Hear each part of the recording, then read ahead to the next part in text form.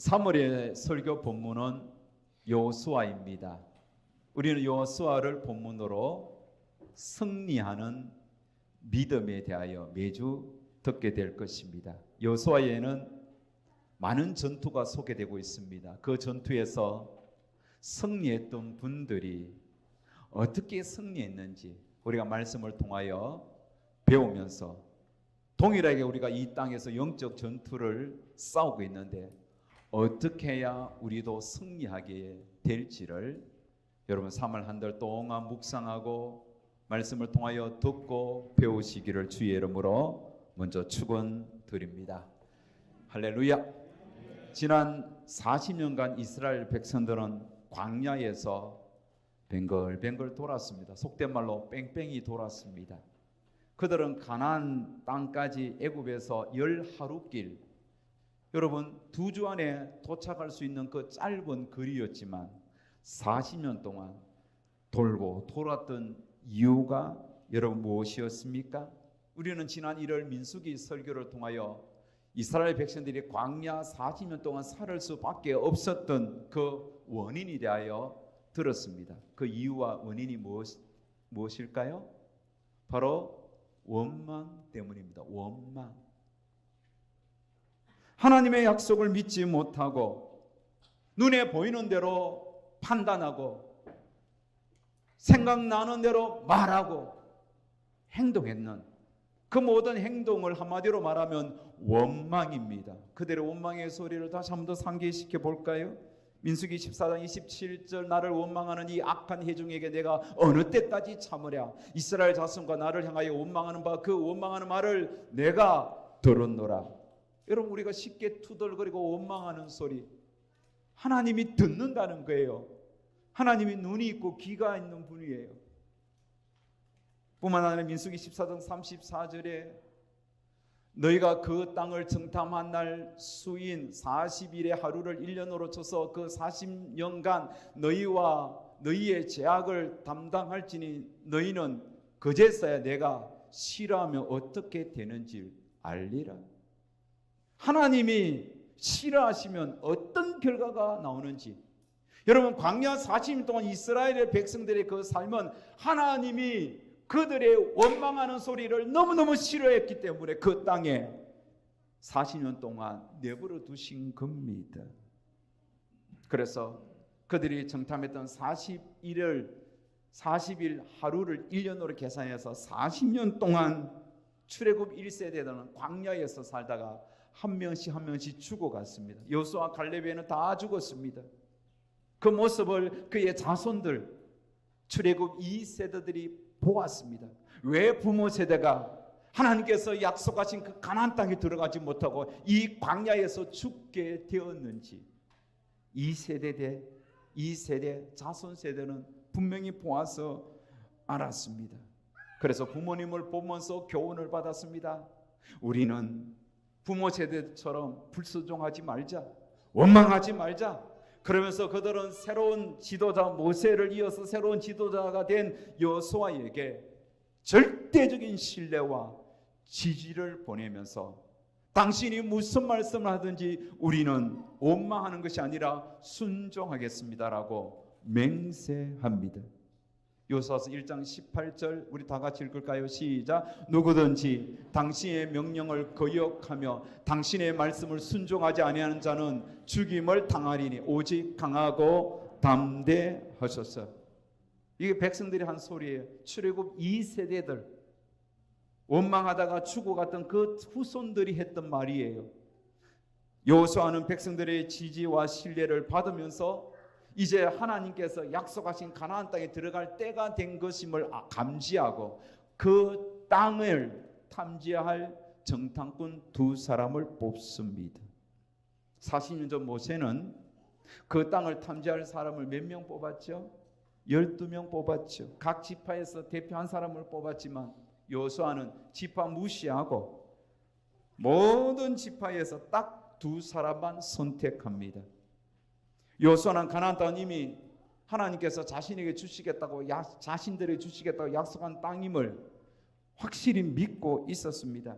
그래서 이전에 자신과 함께 갔던 불평하고 원망했던 그런 정탐꾼들과는 차원이 다른, 정말 원망하지 않고 그 땅에 필요한 정보만 쏙 빼가올 정말 신실하고 절대적인 하나님을 향한 믿음을 가진 두 사람을 딱 선택하는 거예요. 그 두 사람 중에 한 사람이 살몬입니다. 살몬은 누굽니까? 룻기서에 나오는 보아스의 아버지입니다. 후에 라합과 결혼하게 될 사람이 살몬입니다. 자, 이렇게 선택된 두 정탐꾼은 가나안 땅에서 가장 견고한 견고한 성을 구축한 여리고 성 안으로 몰래 들어갔습니다. 가나안 땅에는 노아의 둘째 아들 함의 후손들이 이렇게 부족 국가를 이루고 살고 있는 땅입니다. 그래서 가나안 땅이라고 하는 거예요. 함의 아들 이름이 가나안이니까. 그래서 그 가나안의 또 후손들이 이렇게 집단 도시 국가를 형성하여 한 30여 도시 국가를 형성하여 살고 있는 땅이 가나안입니다. 그러니까 서로 어쩌면 형제 도시 국가들이죠. 그 가나안 땅에 사는 가나안 부족들은 이미 소문을 듣고 있었습니다. 누구의 소문일까요? 이스라엘 백성들의 소문입니다. 이스라엘 백성들이 애굽에서 빠져나와서 홍해의 기적을 통하여 가나안 땅으로 진군해 오고 있다는 소식을 들었습니다. 특별히 강력한 이웃 도시 국가였던 아모리 족속의 강력한 두 왕이었던 시혼이라는 왕과 바산 옥이라는 왕, 이 시혼과 옥이라는 두 왕이 힘 한번 제대로 써보지 못하고 이스라엘 백성들에 의하여 무너진 사실, 전멸당한 사실들을 이미 소문으로 듣고, 이야, 이스라엘 저 히브리 민족이 대단한 민족이구나, 저들이 믿는 신이 정말 대단한 신이구나, 그 소식에 모두 감담이 서늘할 정도의 두려움이 아주 극에 달했던 겁니다. 여러분, 이 소문은 여리고 성 안에 있는 왕을 비롯하여 모든 백성에게 퍼졌습니다. 그러면서 왕과 그 백성들은 두려움에 떨고 긴장하고 있습니다. 당연하게 여러분, 경계 근무가 철두철미하겠죠. 낯선 사람이 오면 이게 이스라엘 첩자가 아닌가, 스파이가 아닌가, 간첩이 아닌가 주의 깊게 살펴보겠죠. 이런 분위기가 전반적으로 가나안 땅 그 여리고 성 안에 흐르고 있습니다. 그런 분위기 속에서 살몬과 또 한 사람의 두 정탐꾼이 여리고 성 안으로 잠입했습니다. 얼마나 여러분 위험천만한 일입니까? 두 정탐꾼은 들어가서 정말 정탐하기에 가장 좋은 장소를 찾는 중에 라합의 집을 선택합니다. 라합의 집은 어떤 집입니까? 기생 라합의 집입니다. 이 기생 라합의 집은 음식도 팔고요, 또 숙식 잠자리도 제공합니다. 그러면 식당도 겸하고 요즘으로 이야기하면 또 여관도 되고 그런 집이죠. 또 이 여리고 성벽 위에 높은 곳에서 이 라합의 집이 지어져 있기 때문에, 그 높은 곳이기 때문에 여리고 성 전체가 눈안에 들어오는 거예요. 좀 여러분 높은 옥상이 있거나 집에 보면 전체가 보이잖아요. 우리 이우영 집사님 집에 이사 신방 가니까 집이 12층이더라고. 구리시가 눈앞에 딱 들어오는 거예요. 그러면서 여리고 성을 정탐하기에 얼마나 적합한 겁니까? 그래서 그곳을 선택한 거예요. 또 아무래도 사람들이 많이 오고 가는 곳이니까 낯선 사람이 숨기에도 아마 적당했을 거예요. 그래서 두 정탐꾼은 라합의 집에 들어갔던 겁니다. 라합의 집은 늘 그렇듯이 손님들로 북적거렸습니다. 그런데 그 손님 중에 한 사람이 두 정탐꾼을 이렇게 견눈질하면서 주의 깊게 살펴보고, 이들이 낯선 자고 바로 이스라엘의 첩자임을, 정탐꾼임을 알아채고 몰래 빠져나가서 여리고 왕에게 신고했습니다. 그 사실을 라합도 알고 있었습니다. 라합은 자신의 집에 온 두 사람을 보자마자 이들은 여리고 사람이 아니라 이스라엘 백성들이구나, 이스라엘 민족의 두 정탐꾼임을 라합은 이미 알고 있었습니다. 그래서 라합은 급하게 행동합니다. 그 두 사람을 속히 자기의 집 옥상에 이렇게 늘어놓은 3대 밑에 숨겼습니다. 여러분, 3대가 무엇입니까? 산밭에서 이렇게 식물을 이렇게 한 묶음씩 저렇게 베어서 저런 3배 나무를, 3배 옷을 짜는 거죠. 울려죠. 그것을 베어서 3배실을 뽑기 위하여 지붕에 이렇게 늘어놓은 겁니다. 우리 시골에서 집단 이렇게 모아놓듯이 그런 어떤 더미예요. 그 더미 밑에 숨겼습니다. 아마 라합은 가난을 벗어나기 위하여 옷을 짜거나 염색 등의 일을 했던 것 같습니다. 마침 지붕 위에 3대를 쌓아놓는데 그 밑에 두 정탐꾼을 숨겼던 겁니다. 그러다 정말 얼마 지나지 않아 여리고성 군사들이 찾아와서 문을 두드렸습니다. 그리고 히브리 간첩을 꺼내 놓으라고 그렇게 소리를 쳤습니다. 하지만 라합은 아주 능청스럽게 이렇게 말을 합니다. 오늘 본문 4절 5절을 현대어 성경어로 표현하면 이렇습니다. 그들이 내 집에 왔던 것은 사실이지만 어디서 왔는지 몰랐습니다. 그들은 날이 어두워 성문을 닫을 때쯤 되어 밖으로 되어 나갔는데 어디로 갔는지 모르겠어요. 하지만 급히 추적하면 잡을 수 있을 거예요 라고 아주 능청스럽게 그들을 속였던 겁니다. 군사들은 라합의 말을 믿고 급하게 성 밖으로 나가 요단강 나루터까지 수색하면서 추격해 갔습니다. 군사들이 나간 것을 보고 라합은 지붕에 올라가서 그 두 정탐꾼을 줄로 메어 달아 높은 성벽 위에 있었던 자기 집에서 성 밑으로 도망가도록 적극적으로 도왔습니다. 그러면서 산속에 숨어서 3일 동안 있다가 잠잠해지면 당신 집으로, 당신의 진영으로 가라고 그렇게 자세하게 피할 길을 열어주었습니다. 사랑하는 여러분, 오늘 우리는 이 라합의 행동을 보면서 의문이 들죠. 라합은 분명히 거짓말했습니다. 뿐만 아니라 여리고 백성의 입장에서는 나라를 등지는 이적 행위입니다. 라합의 행동은 여리고 왕과 여리고 백성들의 입장에서는 매국노와 같은 이적 행위입니다. 궁금하지 않습니까? 왜 도대체 무엇 때문에 라합이 이런 행동을 했을까요? 물론 라합도 자신이 하는 일이 이 땅의 백성을 배반하는 일인 줄 알고 있었습니다. 하지만 그럼에도 불구하고 라합은 결코 자신이 했던 행동을 후회하지 않았습니다. 똑같은 상황이 와도 또 그렇게 할 것이라고 그는 생각했습니다. 왜 그랬을까요? 그것은 여러분, 라합은 무엇이 더 옳은 길인가, 더 좋은 길인가 선택한 겁니다. 라합이 선택한 옳은 길, 좋은 길이 무엇일까요? 하나님 편에 서는 겁니다. 믿습니까? 하나님 편에 서는 것, 하나님을 선택하는 것, 그게 자신에게는 옳은 길이에요. 그래서 히브리서 기자는 라합의 이 행동을 이렇게 표현합니다.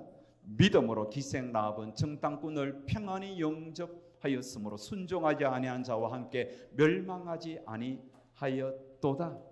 히브리서 기자는 라합의 이 행동을 믿음의 행동이라는 거예요. 그가 했던 여리고 왕을 속이고 여기로 군사들을 속이고 여리고 백성들을 속인 것은 라합에게는 거짓말이 아니고 속인 것이 아니고 믿음의 행동이었다. 여러분, 성경이 믿음이라고 하면 믿음이에요. 여러분, 아무리 틀렸다고 해도 성경은 틀릴 수가 없죠. 성경이 믿음으로 한 행동이었다면 여러분, 믿음의 행동으로 믿어야 되는 겁니다. 다시 말하면 라합은 하나님을 선택하는 믿음을 보여준 행동이라는 겁니다. 하나님을 선택할 수밖에 없었던 것은 그것은 자신이 살 수 있는 유일한 길이었기 때문에 그 시점에서 모두 다 망하는데 정말 내 가족과 내가 살 수 있는 유일한 길은 하나님을 선택하는 것, 그것밖에 없었기 때문이에요. 라합은 누구보다도 이스라엘을 이끌고 계시는 여호와 하나님에 대한 소문을 들었을 때 마음이 흔들렸고 마음에 녹았습니다. 가나안 땅에 수많은 신들을 접했지만 그 신들을 접할 때 느끼지 못했던 경건한 두려움이 그의 심령을 때렸습니다. 그런 여러분, 지금까지 정말 가나안 그 여리고 땅에서도 가장 밑바닥 인생이었어요. 창녀였어요. 얼마나 많은 상처가 있었겠습니까? 뿐만 아니라 그 가나안 신들을 접하는 수많은 남정네들을 보았고 수많은 사람을 만났습니다. 자신도 그 신들을 믿었습니다. 하지만 가나안 신들을 섬기면 섬길수록 바알과 아세라, 수많은 아스다로 신을 섬기면 섬길수록 그 신들이 너무나 더럽고 추악하고 엄난한 신을 보게 되었습니다. 심지어 사람을 제물로 받는 아주 악한 신, 못된 신도 있었습니다. 그 신들을 통하여 라합은 그 어떤 위로도 받지 못했어요. 그 어떤 은혜도 받지 못했어요. 더더욱 그 신들을 향한 믿음이 아무리 믿어도 생겨지지 않았습니다.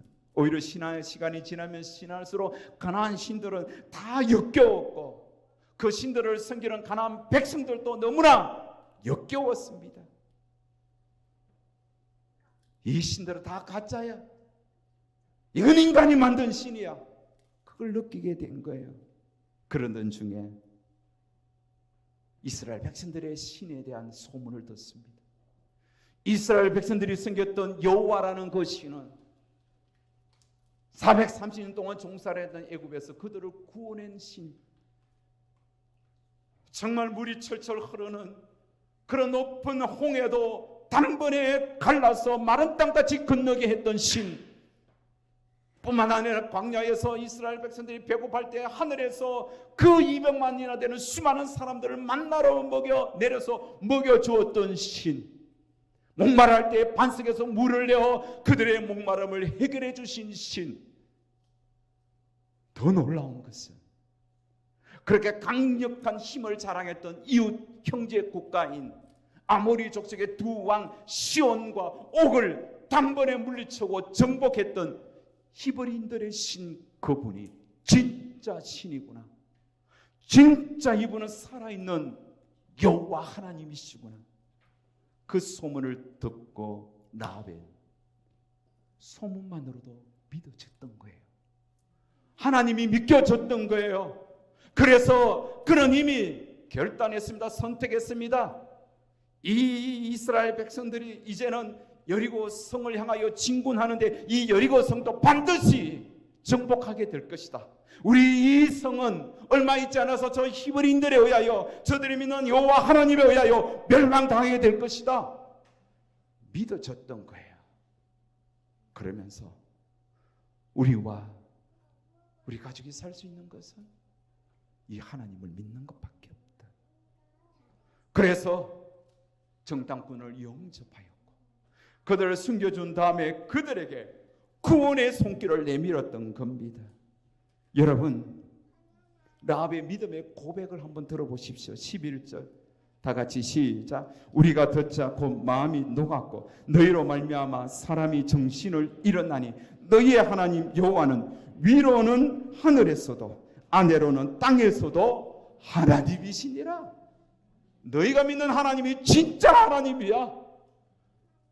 이 라합의 믿음의 고백인 거예요. 사랑하는 여러분,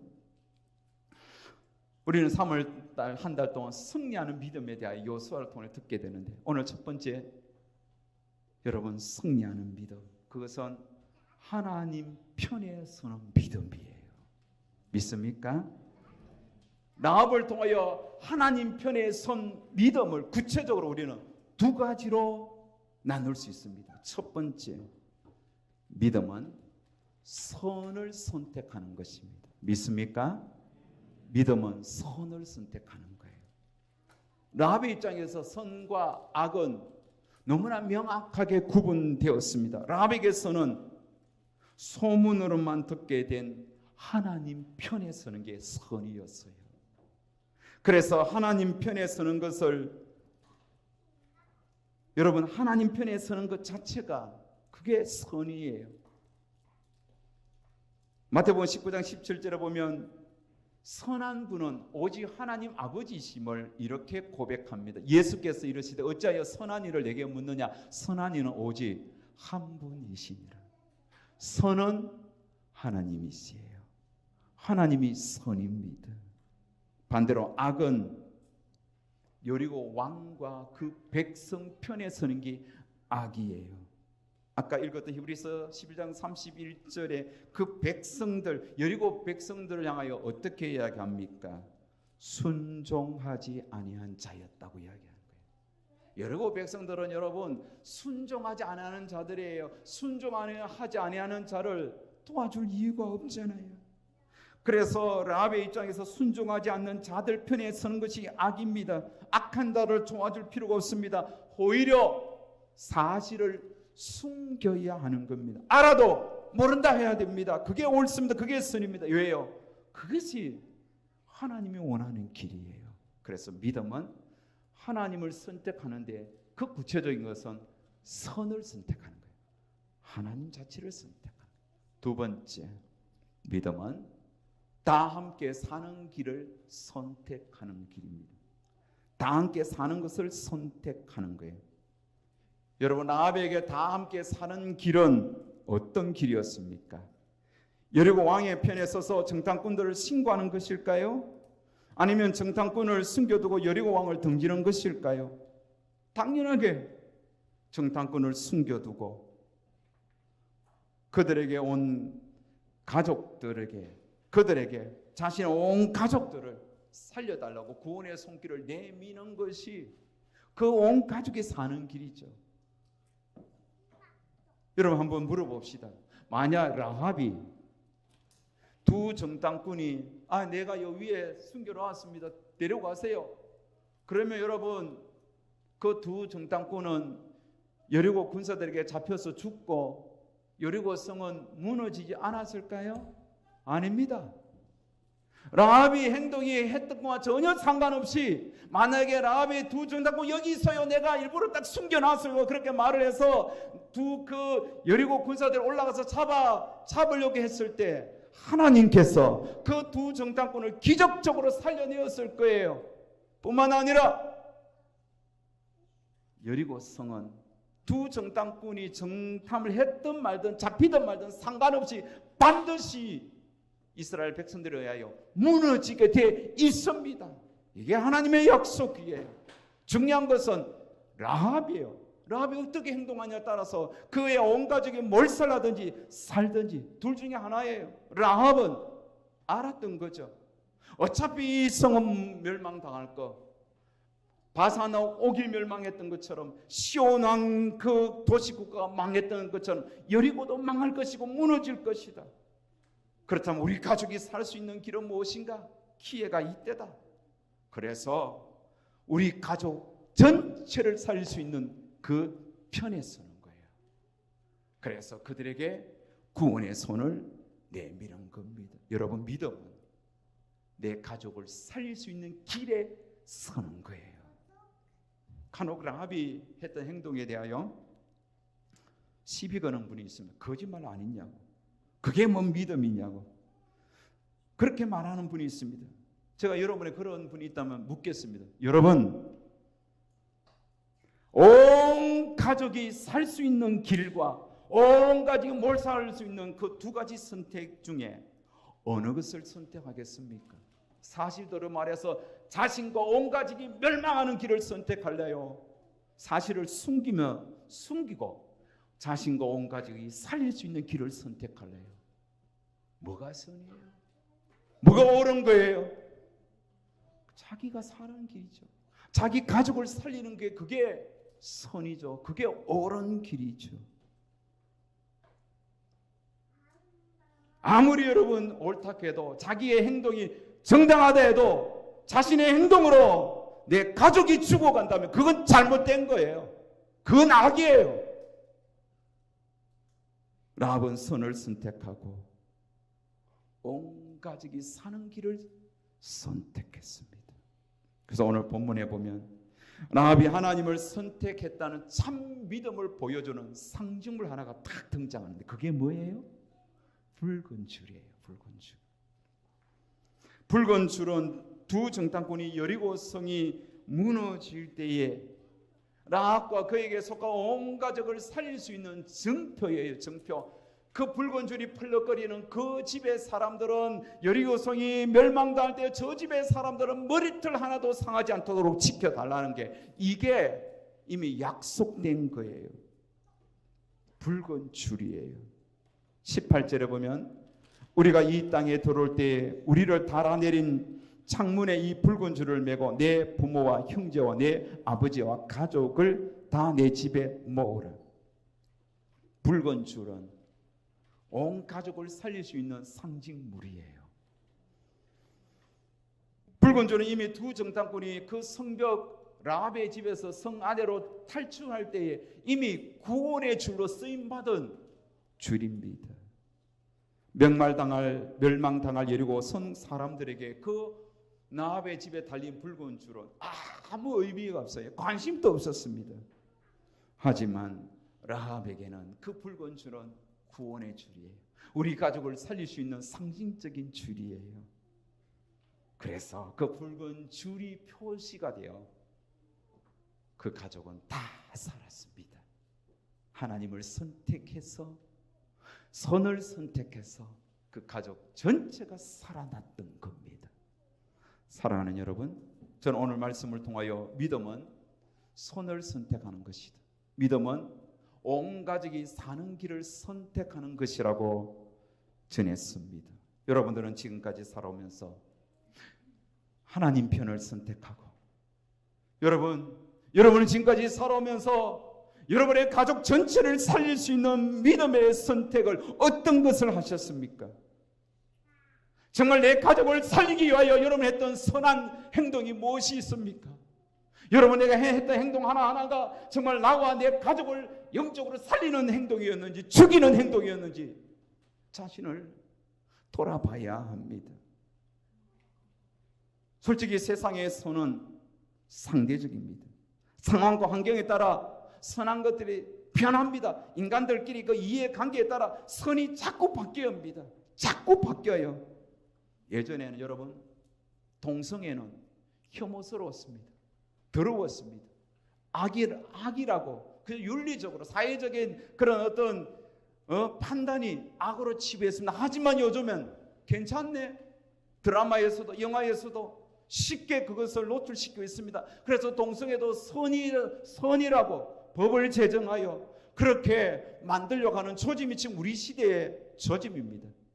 이 세상의 기준이 세상의 선과 악은 자꾸 바뀌어요. 예전에 여러분 혼전 성관계 악이었어요. 그 윤리적으로 안 돼요. 언장도를 가지고 있으면서 자기 몸을 찔러 죽이면서 그것을 순결을 유지했던 것이 우리 민족의 그냥 보편적인 선이었어요. 하지만 지금은 괜찮네. 요즘 젊은이들 혼전 성관계 예사로 생각합니다. 어떤 애들은 만난 지 바로 갑니다. 그래서 모텔 장사가 잘 되는 거예요. 이게 선인 거예요. 요즘은 심지어 목회자들, 심지어 믿음의 성도들까지도 거기에 대하여 생각이 그냥 허용하는 쪽으로 가고 있습니다. 이게 선이 된 거예요. 동거도 마찬가지예요. 살아봐야 알지. 어떻게 뭘 믿고 결혼해서 사냐고 한 몇 개월 살아보고 이 인간이 어떤 인간이 알아보고 그렇게 사는 거. 그걸 선으로 여기는 거예요. 하지만 여러분 성경은 하나님은 한 번도 처음부터 성경이 기록된 그 이전부터 동성애를 선이라 하지 않았습니다. 혼전 성관계 선이라 하지 않았습니다. 혼전 동거 선이라 하지 않았습니다. 낙태를 선이라 하지 않았습니다. 그것은 악이야. 그것은 죄야. 하나님께서 분명히 말씀한 거예요. 그래서 오늘 우리는 세상 기준을 따라 선을 선택하면 안 돼요. 말씀을 통하여 말씀이 선이라 하면 선인 거예요. 심지어 라합처럼 사실을 숨긴다 할지라도 선을 선택해야 돼요. 내 가족을 살릴 수 있는 길을 선택하는 거예요. 그게 믿음이에요.